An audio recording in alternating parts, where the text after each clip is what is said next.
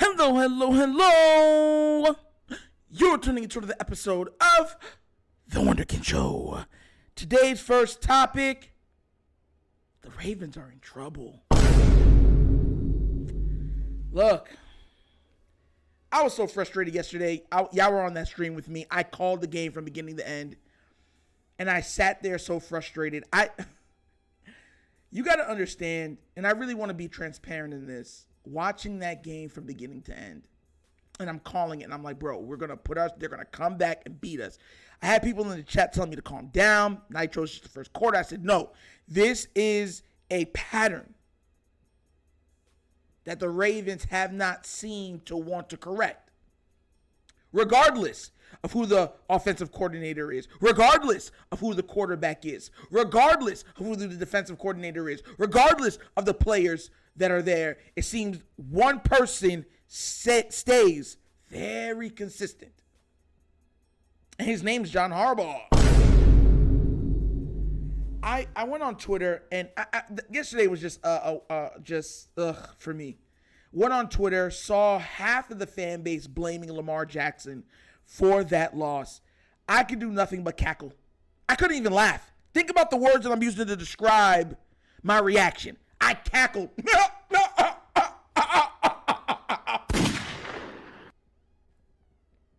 Absolutely. I mean, do you have no shame?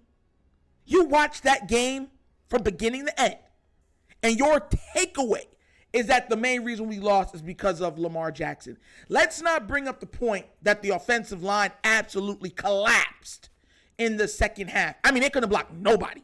The D line of the Steelers were in Lamar's face every single play.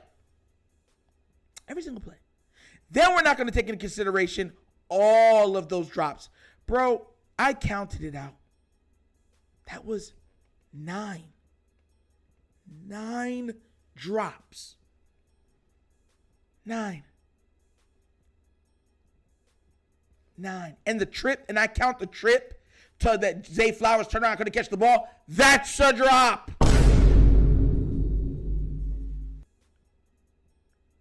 And 4 of those are for touchdowns. We had this same problem against the Jacksonville Jaguars. I know y'all remember. And guess who got the blame? Guess who they said had to be better? Lamar should have had a career day that day. The only game that might have been better that he had played was the Colts game. These players have perpetually let down 8. And he doesn't blame anybody. He say, it's the NFL. People make mistakes. I make mistakes. It's just about going out there and trying to execute. But you see, I feel like certain people ain't being held accountable. Bateman's not being held accountable. Zay's not being held accountable. Mark's not being held accountable. Ronnie Stanley is not being held accountable. I have another question too, because remember, this is recapping what happened. Why did you take out Gus? Gus picks up, I believe, 3 or 4 yards on his first carry at the goal line. You take out all running backs and you put in Devin Duvernay? After the defensive line, at least if you have Gus in there, you can use him to chip TJ Watt or chip the other side. Chip and then get into a route. You said, nah, we're not going to do that. So even Monken deserves some credit for this loss.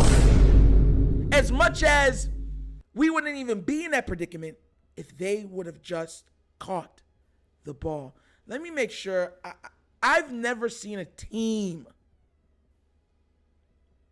unless it's been a bad team, but an entire team unable to catch a football. You always have one guy that drops some big plays. You're like, bro, go sit on the bench. But everybody. People was out here like, yo, Mark Andrews. He's dropping passes. He's dropping touchdowns. He's dropping easy first downs. Then you got Zay. Oh, he's the best rookie out there right now. He's running the wrong routes. He can't get lined up. He's dropping passes. Accountability has to be on these players. I like Zay. But this is particularly and specifically why I said I wanted Mike Evans. And to the people that wanted DeAndre Hopkins, it was a perfect day for you guys because DeAndre Hopkins balled out for Tennessee yesterday. Look, I'm being real. The Ravens have to look in the mirror and stop thinking that everything is coincidence. This is a pattern. A pattern. Same thing with the injuries. You have to start looking in the mirror and saying, yo, why am I always the one that's injured? Why am I always the one dropping the ball in crucial situations? Why am I still the ones running the wrong routes? Why is there still miscommunications in crucial areas, crucial times, crucial plays, crucial situations? Oh. Explain it to me.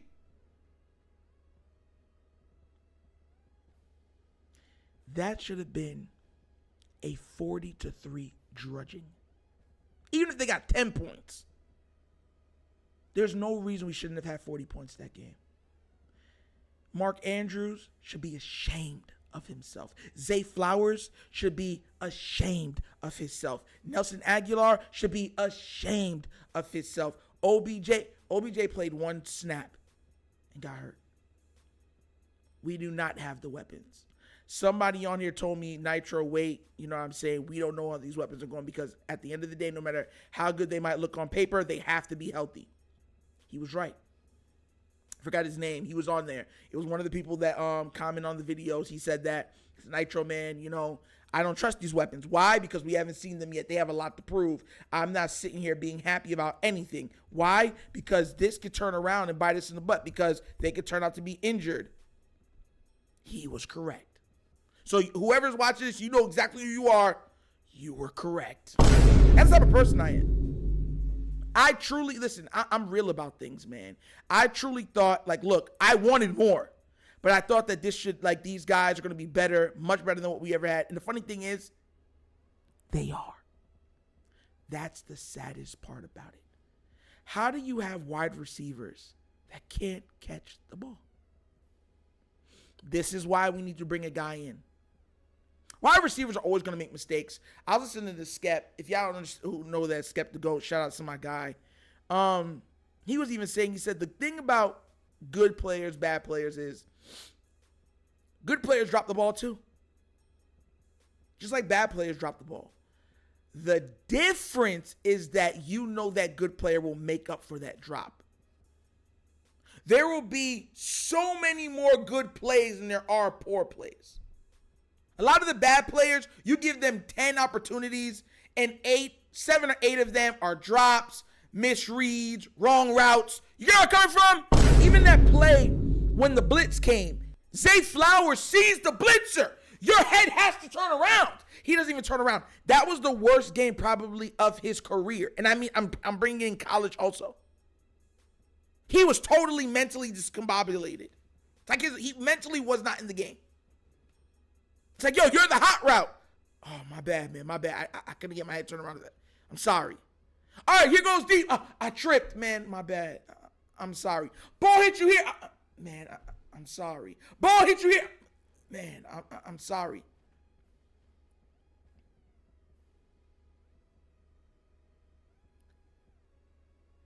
And this fan base, a large portion of it would still disrespect Lamar.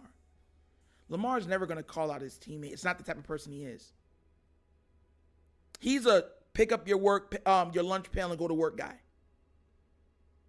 My example is led by the work and dedication that I put in. I've never seen Lamar be he'll celebrate on touchdowns and stuff like that, but he's never been a rah-rah guy. You got people in the fan base that'll take shots at him at this time after watching this game. Mind you, I think Lamar had 4 passing touchdowns for this year. 4. He should legit have 10. Not even just from this game. Missed opportunities. I said this during the live. I said that the Ravens' biggest problem is that they do not capitalize on their opportunities. And when you're in the National Football League, if you do not capitalize on your opportunities, you are giving life and opportunities to your opposition. That's a bar. That's a bar. That's a bar. That's a bar. But what do you guys think? Listen, matter of fact, I'm going to tell y'all what I think. You know what I mean? You know what I'm going to do? The next episode is going to be grades for each player. That's what I'm going to do. Individually. I'm going to point out what they did wrong, what they did right, and give them grades. You know what I mean? Because honestly, this is all that should happen to be. John Harbaugh, that's what you need right there. Wake your tail up. Open your eyes. Stop with ego. Stop. Stop. You're costing us games. Todd Monken, why would you take out Gus on the 3-yard line? Why? You deserved it. You saw from the booth what was happening. Why didn't you call down and make sure it got changed? That's for you. Mark Andrews, top 2, top 3 tight end in the league. No, you're not. Stop lying to yourself. Wake your tail up right now. You come up small in the biggest situations consistently. You need to look in the mirror, sir. Zay Flowers. I don't care that you're a rookie. I don't care that you're a rookie. You talk the talk, you walk the walk. You know what you got to do. You know you got to catch that ball. Please, catch the ball. Get out of your own way. All the offensive line. Double slap. What's the excuse? You guys were whiffing on blocks. When there's double of you to block one guy, you are whiffing. Two guys to block one guy. Both y'all whiff. He hitting Lamar. Bop.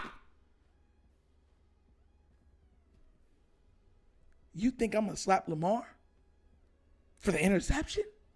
When we should have been up 30 at that point? You better check yourself before you wreck yourself. Everyone's like, oh, that was a horrible throw.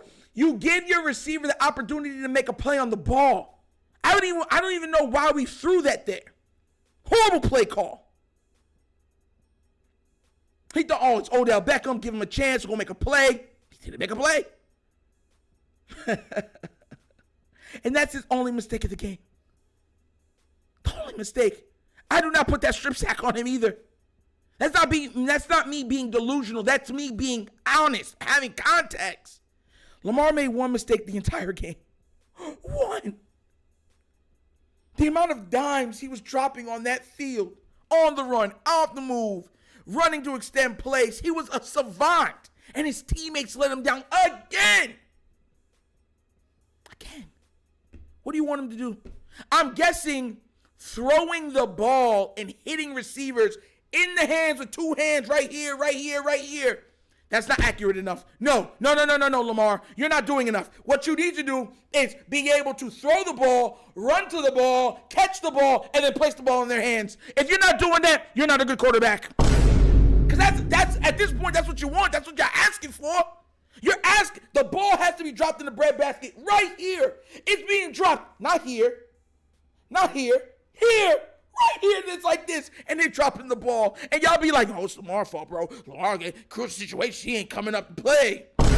And you leave out the offensive line collapsing. Absolutely collapsing. Ronnie Stanley's going to be another player we have to talk about. But I'm going to do my grades. Y'all going to see out today, tomorrow, all these grades for individual players. We're going to break them down. But let me know what you think down in the comment section, please. What did you think about this Ravens game? What did you think about our play style? What did you think about the plays call? What did you think about the effort? What did you think about the overall performance? Because I gave the team performance an F. An F. I even got an F. Coaching player F. There's only 3 players that got a high grade on this team. And I don't even have to do a team on that. It's Lamar, it's Roquan, and it's Patrick Queen. That's it. Everybody else, F. F. But let me know down in the comment section what you think, all right? All right? And that's an episode of The Wunderkind Show. Thank you for watching. And now we get down. We have fun and we laugh, but everything we talk about rooted in what? Facts and truth. Please do remember, like, subscribe, hit that notification bell, leave a comment. You know the comments. And check out on the Wonder Kid Show's Patreon. Yes, 3 tiers of content goodness waiting for your consumption. So give it a look, give it a try, and let me know what you think. And at the bottom of the screen right here, if you want to help with equipment, donating and stuff like that, that's how you do it. Donation right here is for the Cash App. Cash App located in the description of every video that we do, and the name of it is The Wonder Kid Show, and that's also the QR code right there to help out. But once again, this is The Wonder Kid Show. This show is not just signing off, and as always, you know my slogan. Peace. And I am out of here. Yerp.